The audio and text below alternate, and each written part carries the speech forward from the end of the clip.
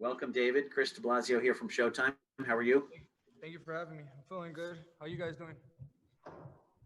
We are good. You're on with several members of the press, and we'll take a few questions from them. Um, for first from me, I'd like to ask you how your preparations have gone. We know this fight was originally scheduled for April, and is now here in Connecticut, across the country from where it was supposed to be. We were hoping to have a fight in your hometown, Phoenix, Arizona, and but now we're here. Tell us about how your preparation has gone and what your anticipation is for Saturday night. No, I feel amazing. Our preparation has been very good.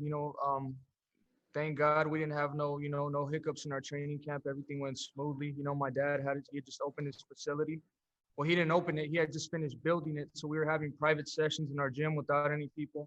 So we got our runs in great, our sparring sessions in. I had 3, 4 guys, which were all tested for COVID. Everybody came back negative. So I was doing about 15 rounds, and then towards the last 2 weeks, we toned it down to 12 rounds.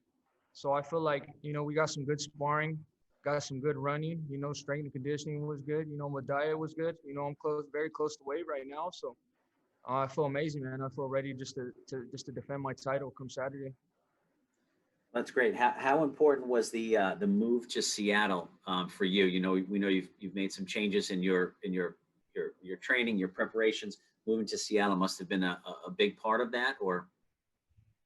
Yeah, it was really good, man. I just bought my house, and I'm trying to settle down. I just bought a house out there, so it's a very beautiful place. There's a lot of trees. It's very big on the environment out there's a lot of wilderness. So it's a good place just to relax, and just figure out what I really want, in life. And I just dedicated myself to boxing, so everything has been perfect. I feel like um, I hit a different stage in my life and in my career, and I'm just ready to become a great champion and defend my title and keep winning. We're excited to have you headline the first defense of your second reign here at super middleweight. So proud to have you on and leading another important show for us on Showtime as we get back into live event production. Going to take some questions now from the press. I'm going to start with Reggie Woodson, top of the list. Reggie, go ahead.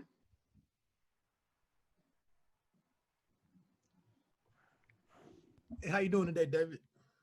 What's up, brother? I'm doing good. And yourself? Pretty good, thank you, thank you.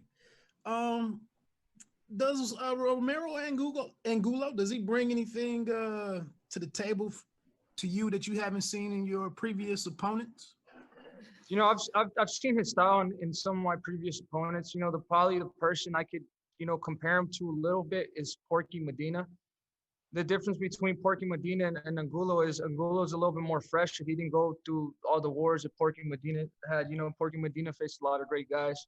Romer Angulo is the same type of fighter. He has very heavy-handed. He wants to win. This is a big opportunity for him. And he's coming off an upset of Anthony Sims Jr. And I think that's kind of what has him motivated, to this point, him thinking he could beat me. But, I've seen his style before, in the ring, in a very big fight, so I'm ready for whatever he comes, whatever style comes my way. I have to be very patient. I just can't go in there, just trying to knock this guy out, leave myself open for any openings. I got to take my time, but if I have confidence in myself, my speed, my power, and if I do everything perfectly, I feel the knockout will come on its own. And if the knockout doesn't come on its own, best believe I'm gonna put a beating on Romer Angulo, and I'm looking to give a great show to all my people and all my fans, around the world. Did you credit what Angulo did in that fight against Anthony Sims Jr., or was it an off night for Sims Jr. in your opinion? At this level, it can't be an off night. A victory is a victory. Especially when both guys are looking to make a splash. That was Anthony Sims' opportunity. So how can it be an off night for him? He had to be at his best. So I feel like the best man showed up on that night. You got to give credit where credit is due. Angulo is the one pushing the pace the whole time. He's a little bit awkward, but I feel like he does some stuff that, a lot of people don't give him credit for. He knows how to set up shots. He knows when to throw them. So, I've watched him very carefully. I know exactly, the tricks he does. I know what he does good. I know what he does bad. So, we're just going to work from there. Are you one of the definitely one of the fighters with an offense that we sit back and marvel at and admire? What does this do? This downtime. What does that do for you being sharp in that area of your game? Well, I've just been practicing in every aspect of my game. Defense. Keeping the distance, jab, inside fighting, body shots, which is one of my favorite keys. You know what I mean? So I feel like Romer Angulo is a perfect fighter, the perfect person to display everything I have. You know what I mean? It's gonna be a rugged, tough fight, but that's what I'm expecting for every fight. From now until the end of my career, there's no fight that's gonna be easy, especially at this level. So I think as long as I prepare myself, correctly, and not miss a day in training and sparring or in any of my runnings, I think I'll just be fine. You know what I mean? This is where I wanted to be. I wanted to be in this level, and now that I'm here, I'm gonna take full advantage of that. Last question. You're in a situation where there are a lot of interesting fights out there for you. If you get past this one, what could be the best thing to happen for you career-wise between 2021 and the rest of this year? Um, just right now, just getting back into it. I haven't fought in at least it's about to be a year, maybe 11 months. So I'm just more than eager to get back into the ring. Let's say there's an opportunity to fight in December or January. I'm definitely going to take it. I want to be more active. I want to be as active as possible. You know what I mean?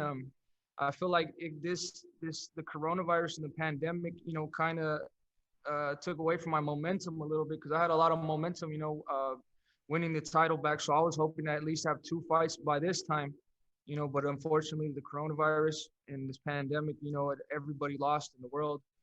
They got pushed back a little bit. So first things first, I got to take care of my business on Saturday, beat Romer Angulo, and then if I could get a fight in December or January, that's exactly what we're looking to do. Okay, thanks, Reggie. I'll take our next question from Sean Zittel. Sean with FightHype. Hey, what's up, champ? Thanks for joining. Thanks for giving us some time. How you doing? When you touched on it earlier, mentioning the Porky Medina fight. If a guy like Angulo tries to come at you and fight in an aggressive style, is that like running into a buzzsaw? Is that yeah. First of all, give a shout out to Sean. He's one of my buddies. I can't see your face, but I recognize your voice. How you doing, bro? Thank you, Dave. Like I said, Romer Angulo is a tough fighter, a tough, rugged fighter. He looks like he has a lot of power, especially watching the fight with him and sort of Ramirez. He hurt Ramirez a couple of times, not just once. So, like I said, I got to be very careful. I can't go in there thinking that this guy can't hurt me. You know what I mean? Anybody can get hurt with any type of shot, if you get caught. So, everything has to be perfect. I'm looking to keep my distance good. But I'm looking to, when I get on the inside, I'm looking to attack the body, attack with uppercuts, attack with combinations, exactly the type of stuff I do. It's going to be a tough fight, man. But, this is where I want to be. Every fight's going to be, there's not going to be no more easy fights is what I'm trying to say. But I'm up to it. I want to be the best, and I want to show the people I'm the best. So this is exactly what we got to go through. Do you have a prediction, or do you visualize the fight at all, how it ends or anything like that? Well, every time you guys ask me, I always want to end the fight in knockout. That's always my go-to.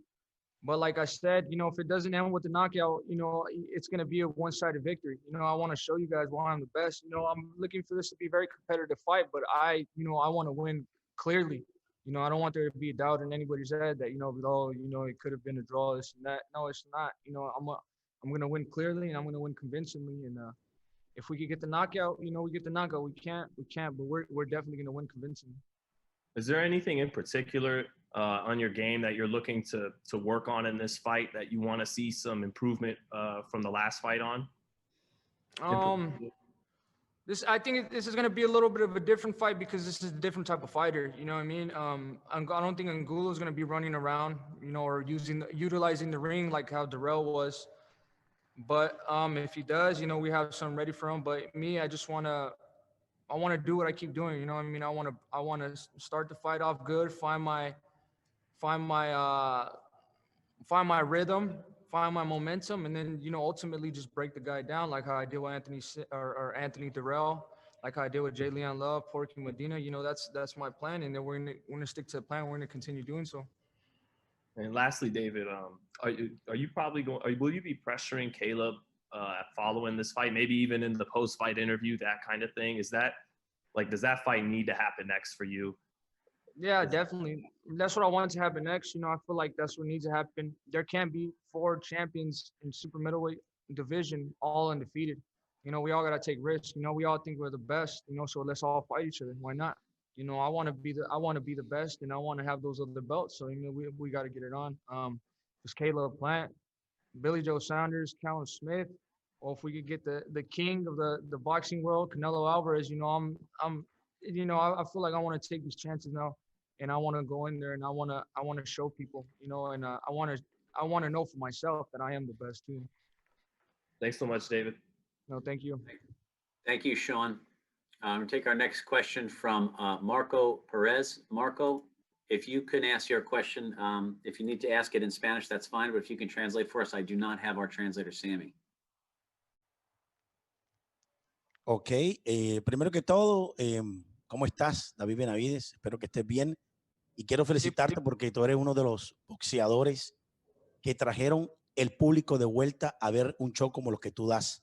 Definitivamente eres uno de estos grandes boxeadores. Mi primera pregunta es, ¿crees que te puede afectar el tema de puerta cerrada, de pelear en puerta cerrada? Pues la verdad no, pues primeramente sí me siento muy bien, listo. Trabajé muy duro para esta pelea, ya tengo 3 meses entrenando, so yo estoy listo para defender el título, pero no, yo no creo que me va a afectar, yo creo que voy a estar más enfocado que nada, más que nada, y ahorita ya estoy listo para pelear y defender el título.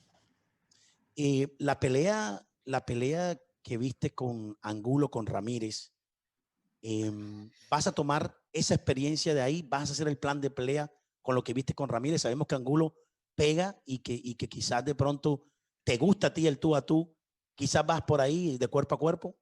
Pues no, las peleas que estoy mirando es de la pelea de Ramírez y Anthony Sims. Yo no puedo hacer mi game plan de la pelea de Ramírez y Angulo porque Ramírez es lefty y yo soy right-handed. So, yo puedo, nomás de esa pelea, yo puedo mirar los golpes que sí puede meter el Angulo, las fuerzas que tiene y las cosas que hace bien. Y cuando miro la pelea con el Anthony Sims, porque el Anthony Sims es como yo, es derecho, ahí puedo mirar las cosas, lo que sirve contra el Angulo, como el jab, y si puedo tirar a la derecha, algo así, pero nomás yo tengo un game plan listo para el Angulo y lo voy a enseñar el sábado. Definitivamente, David, esto no va a durar hasta los 12 asaltos. Tú pegas, Angulo pega, tú pronosticas y tu equipo pronostica un knockout del séptimo. ¿Tú crees que al no conseguir el knockout ya se va un poquito más de inteligencia a ir al golpe a golpe? Porque van a haber como 2 choques de trenes, le llamo yo. ¿Tú crees eso? El que aguante más. Sí, yo tengo que tomar mi tiempo, trabajar muy inteligente. Yo creo que así va a venir el knockout solo, va a venir solito. Como dije, yo tengo muchos knockouts, él tiene muchos knockouts, so yo no creo que esta pelea va a la decisión. Yo creo que va a ser un knockout. Marco, thank you for the questions. We're going to move on now to Keith Idec with Boxing Scene. Keith, you're up. David, how have you found what's obviously a very different fight week up at Mohegan Sun? How have you found that to be so far since you've been there? You know, it's very different. Since we got here, I think I've only been out of the room like once or twice, so it's very different. But to be honest, you know what I mean? I don't really mind it because you know the fight weeks could get very hectic. You know, especially we want to be a part of all the fans. The fans want to see us. We got to go and shake hands. Take pictures with everybody. But sometimes it's happened to me before in the fights. Like we're cutting weight, so you're able to get sick a little bit faster, so you go and shake hands with people, this and that, and then, you end up getting sick. So as of right now, I feel a little bit more comfortable that, I feel comfortable, but it's very unfortunate that the fans can't be around, you know what I mean? It's very different, but we're living in very different times right now. So we just got to work, we got to work with what we have. But other than that, everything's been good. We've been getting some good workouts in the room. We have no choice but to work out in the room. You know, today was the first day they let us in the gym. So, you know, everything is perfect. You know, I'm close to weight. I think I only got like 3 or 4 pounds, you know what I mean? So those get shredded off pretty easy. So, but, you know, I'm just ready, man. You know, I'm very excited. Have you found the confinement to your room specifically the biggest challenge? Because I know sometimes you like to walk, not you only, but all fighters like to walk around and just, you know, get some fresh air or whatever. Have you found that bothersome at all? No, I'm the opposite type of fighter. I'd rather just stay and rest in my room as much as possible. So it's been, you know, it's been good for me, you know, especially since, you know, you're a little bit more hungrier, you know, cutting a little bit of weight. So, you know, for me, it's actually worked out perfect. I'd rather just stay in my room all day. So, and I'm getting what I want. So it works both ways. I know you want to think positively, obviously, David, but in some ways, will you breathe a sigh of relief when you get the test results back on not only your own, but from Angulo on Friday night or whenever that is? Yeah, definitely. You know, we just got back the test results that we did yesterday. We got them back this morning. We're good. So, you know, everybody's being sanitized. You know, I expect everything to run perfectly. You know what I mean? So we're just getting until Saturday. I don't think anything, you know, anybody's gonna get infected, you know, from here to there. I mean, hopefully not. You know, let's pray to God first. But I think everything's gonna be, you know, everything's gonna run according to plan. And like I said, we're just waiting for Saturday. Thanks, David. That Thank is you. accurate, Keith. All fighters have tested, all 6 fighters have tested negative here on site at Mohegan. Thanks, Yes, Chris. there are additional, obviously, protocols and tests, but at this point, everybody is negative. Thank you. Take another question. Marcos Viegas, FightHub TV. Marcos? Hey, David, how's it going, man? It's Marcos. Yeah, what's up, bro? How you doing? Hey, what's up, man? Hey, I'm really curious, and I've been curious with every fighter that's gone through this experience. How do you pass the time, man? Just playing games on my phone. You know, just looking at some good spots I'm gonna go eat at after I'm done with this. After I'm done with this fight. You know, and just, you know, visualizing my game plan in the fight. You know what I mean? Watching some of Angulo's fights. You know, just trying to put a game plan together. You know, I'm just trying to go through the motions in my head. You know, from round 1 to round 12, I was gonna look like. You know, I'm very excited, man. It's almost about to be a year since I last fought. You know what I mean? So I'm just very eager to get back in there. But more importantly, I'm looking forward to this to be a great fight. You know, Angulo is a strong fighter. You know, he's a strong puncher. You know what I mean? So I just want to get in there and give the fans a great fight. You know, I feel like a lot of my fans have been waiting for me to get back. You know, so the time is here. You know, I'm ready to give the fans an amazing fight. Hey, I got to know, what game are you playing? Tetris. I like playing Tetris. Yeah, I play online with my girlfriend, and I win a lot. Tetris is a good game, man. It Yeah. helps you out mentally. Yeah. You know, David, you're in a very good period of your life right now, man. You're about to have a baby. You look like you're settling down. You're world champion. How would you describe this time of your life right now? I feel like it's a new chapter in my life. You know what I mean? Everything is amazing. You know, I just bought a home. You know, I got a couple cars. You know what I mean? So I feel like this is if you really dedicate yourself to something you love. You know, I just got, you know, I'm a world champion now, and everything is coming together. You know, emotionally, financially, and spiritually. You know what I mean? I'm here where I want to be at in my life, and it's just continue working hard and continue achieving the stuff that a lot of people didn't think I could achieve, and you know, just being the best version of myself I could be. You know, and in 2 weeks or in 3 weeks, I'm about to be a dad. So you know, I'm very excited for what the future holds for me. You know, I'm looking forward to working hard and, like I said, being the best version of myself I could be. How much is that on your mind, that you're going to have a baby in 2, 3 weeks? It's on my mind a lot, you know what I mean? But you know, I gotta stay focused on this fight. I gotta take care of this fight. You know, I think Angulo deserves all my attention right now. You know, everything is looking pretty good at home. So you know, we just gotta take care of this first, and then get back home, and then, you know, relax with my baby. You know. Congratulations on that, David. I know it's going to be a beautiful thing for you. Berlanga did an interview, I want to say last week, and in it he mentioned that he sees you as a potential opponent in the future that would produce a huge fight. I'm curious. He has you on the radar already, as he should. You're a world champion, but have you by chance had him on the radar? And do you see him as a guy that's going to come up in the next few years and give you a real challenge in the future if you guys fight? Yeah, I've watched him, especially he's very impressive, especially since he has 14, or is it 15 now? 15 first round knockouts. It's very impressive. I feel like, as a business point, that could be a huge fight. He's Puerto Rican American. I'm Mexican American. You know what I mean? So it could be a very huge fight. He's a great fighter. I'm a great fighter, so I just smells fireworks all night. You know what I mean? So definitely, I'm all up for it. I want to see him in there first, a little bit harder opposition, see how he does. Because the fighters he's been with, hasn't really been really tough opposition. But not taking nothing from him, he's a great fighter, and definitely, there's a lot of people in super middleweight, a lot of fighters, a lot of new fighters emerging, like that dude David Morrell. He's a great fighter too. The dude you just mentioned to me, there's a lot of great fighters. There's a lot of great fights for me to be made for me. You know what I mean? And I want to take all of them.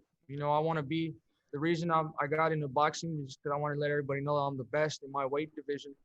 And like the time is emerging, I'm where I want to be at in life and in my career. So I just got to let everybody know why I'm here, why I'm the 2-time WBC super middleweight champion at 22. This is my time and nobody's going to stop me. But the biggest fight for you, in your opinion, is Canelo, right? Yeah. Yeah. I mean, I'm still waiting for that. Out of everybody else got offers, but I never received an offer. Callum Smith, Billy Joe Saunders, Caleb Plant, they all received the offers, but I didn't.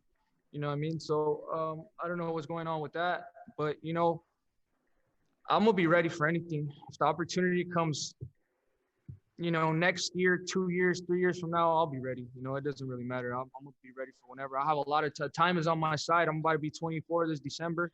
I'm still 23 right now, so time is on my side. I'll be ready for anything.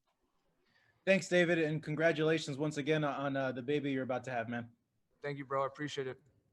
Okay, thanks, Marcos. We have just one last question from Andres Gomez. Andres, go ahead. Good afternoon, David. Congratulations on the baby. Thank you, bro. So, champ, I mean, you pretty much touched a little bit on everything, but I'm curious, man, in the sense that these big unification matches can't get made due to the pandemic and everything, would you entertain the idea of moving up, or are you just locked in on being undisputed at super middleweight? First of all, it would be very unfortunate if I have to fight, like take a big fight with Caleb Plant, without fans. But if that's what it has to be, that's what it has to be. I want it, but that's really the fight that makes sense to me more, more than anything. First of all, first things first, I got to take care of my business on Saturday night. And I feel like, that fight could be made probably next year. You know what I mean? I don't see why not. We both had the same promoters, We've made it very clear that we want to fight each other. So, we got to see what's going on there, you know what I mean? And we got to give the fans what they want to see. And, I feel like that's a great fight for the sport and for our promotion company, PBC, you know what I mean? So why not? But I don't feel like I'm going to go up to 175 anytime soon. I'm comfortable right here at 168. And this is where all my business is at, and I'm not going to leave until I get all these fights done. There's too much fights here at 168 for me to just go up to 175. It'll make no sense to me to go to 175. Not yet. I mean, maybe in the future, but not now. Right. Now, you already being a 2-time super middleweight champion, what kind of legacy do you want to leave? What do you want to be remembered for in the sport? I feel like this is just the beginning. The 2-time WBC champion is just the beginning. I want to be unified. One day I want to be unified, you know what I mean? Maybe in the next 2 years, if I get all these, if we could make all these fights, I want to be unified and then go up to 175 and maybe be unified there. You know what I mean? That's the dream. That's the bigger picture right now. And I want to be, by the time I'm done, I want to be the best super middleweight, light heavyweight of my generation. By the time I'm retired, you know what I mean? Like I said, I got a lot of time on my side. I'm a very hungry fighter, a very competitive fighter. And, from there's really no, you know what I mean? The sky's the limit for me right now. I've already accomplished a lot, but it really doesn't really feel like anything. You know what I mean? I don't know any other fighter that won 2 WBC titles at 22 now, or, a while ago, so, I mean, I feel like, like I said, I've already accomplished a lot, but it, to me, doesn't feel like anything yet. it's only a little milestone compared to what I want to get to in my career. So I still have a lot of work to do. All right, Chan. I appreciate you sharing that with us, and I wish you the best for Saturday night. All right, thank you, brother. God bless. Yes, David, appreciate your time. Obviously, a lot to look forward to in your life and in your career, and we wish you the best of luck. Saturday night, you will be challenged, and you will. We're excited to have you as the main event of our show on Saturday night. It begins live at 9 p.m. Eastern, 6 Pacific, on Showtime. And thank you for your time. All right, thank you for having me, guys. I appreciate it. Have a nice day.